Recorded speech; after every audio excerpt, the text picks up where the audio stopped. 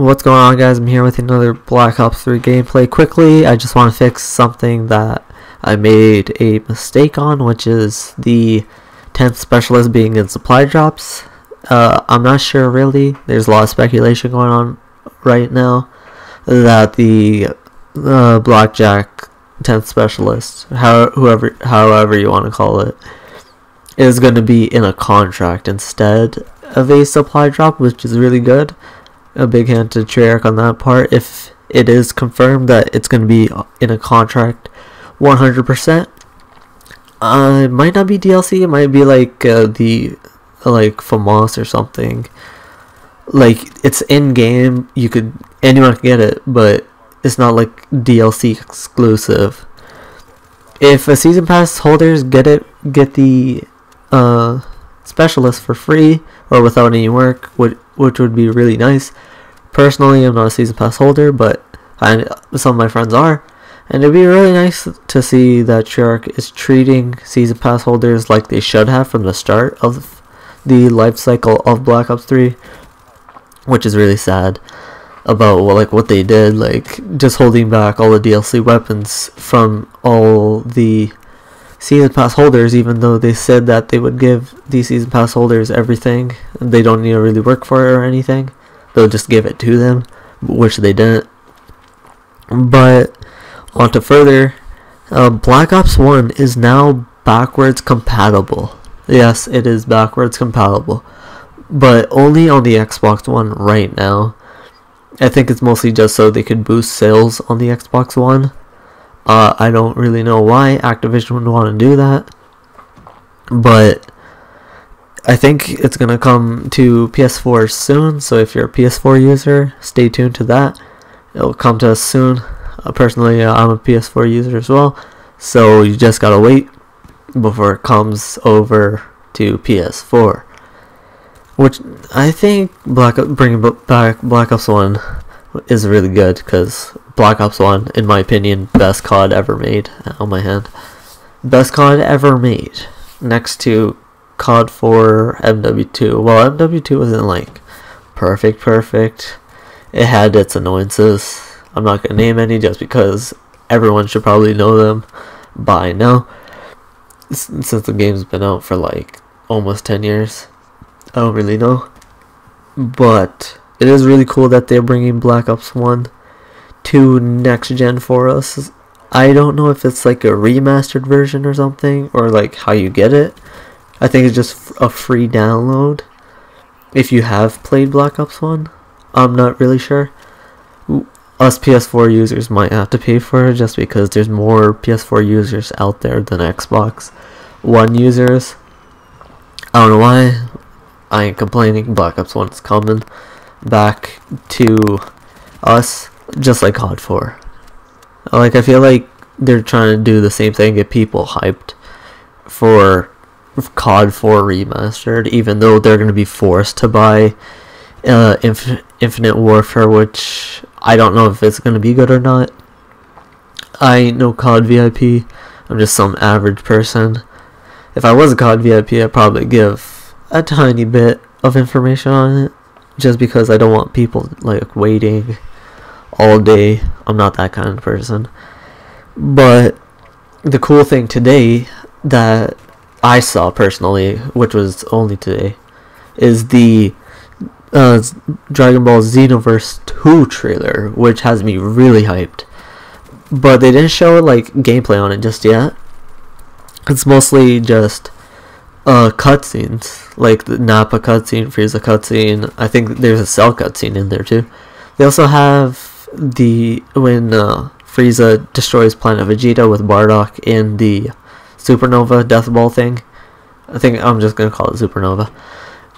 And future Trunks going Super Saiyan for the first time. Like, the art or the cutscene, well, I guess the art / graphics was amazing. They're like top of the line. Like, it was insane how good they were. I was blown away by them. Like, if you haven't seen it, go watch it. They don't show much, but the cutscenes are on point. They still have the purple scroll thing. Like, you gotta fix the purple scroll from messing up the events from Dragon Ball Z, but it is cool. They're also bringing back new characters. Like in the trailer, you could see Turles and Slug, which are in movies. Well, the Dragon Ball Z movies, and they weren't in Xenoverse already. But it is cool that they are going to bring more characters to the roster. Well, hopefully. Hopefully it's not just like a tease kind of thing. Hopefully they actually give us new characters, which would be awesome. Like maybe they'll bring Bio Broly or something. Like I watched Bio Broly movie, well the Bio Broly movie, and it was pretty good, not gonna lie. Hopefully they bring movie characters. I remember going through the character roster one time. I was just playing by myself, and I was like, yo, where's Cooler? Then I realized they didn't have Cooler in Xenoverse. I was like, what? Cooler is like he's like up there in my favorite characters just because he's just complete badass. But if they bring back Cooler, that's sick. What other movie characters are there? There's Dr. Willow, the giant robot dude, if you guys don't know.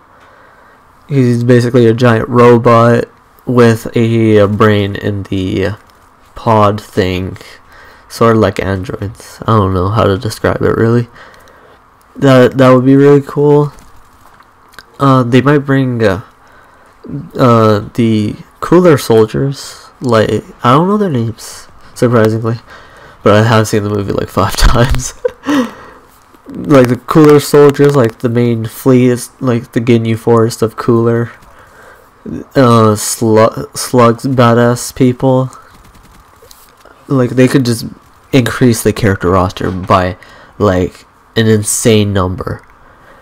It's not gonna be, well, I don't think the character roster is gonna ever be Tenkaichi 3, just because that had the giantest roster I've ever seen in any kind of Dragon Ball Z game. Personally, I played it on PS2, ballin' game. Fucking love that game. I think that's what they're trying to do with Xenoverse, but like it's like an updated version of Tenkaichi in a way. I don't know. I'm just rambling on. But it is cool that they are bringing characters, more characters. Because that's the one thing people always want, is more characters. Hopefully they balance all the characters out properly. With more characters, like even in Storm 4, people were always saying to CC2, put more characters, put more characters, put more characters. And that's why Storm 4 has like the biggest character roster out there. Well, for a Naruto game. I don't know the biggest character roster of like all time kind of thing. It's just like what I've played. So hopefully they fix the Super Saiyan thing in Xenoverse, which instead of like you lose ki, you should lose stamina, because it does wear down the body in the anime itself. Nice quad by my friend Alpha Wolf, or Allah Wolf as we like to call him. Big shout out to him.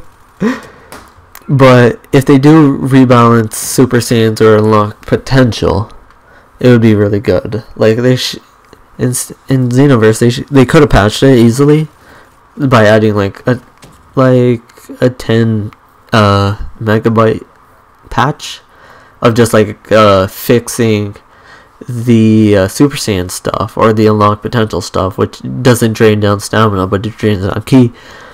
But you could easily just spam non-stop, like having infinite ki until you have to charge up, which is dumb, and it just takes away from the game a bit, in my opinion. That's just my opinion. For the record, that's just my opinion. But if they do rebalance Xenoverse and Super Saiyan, it would be really good.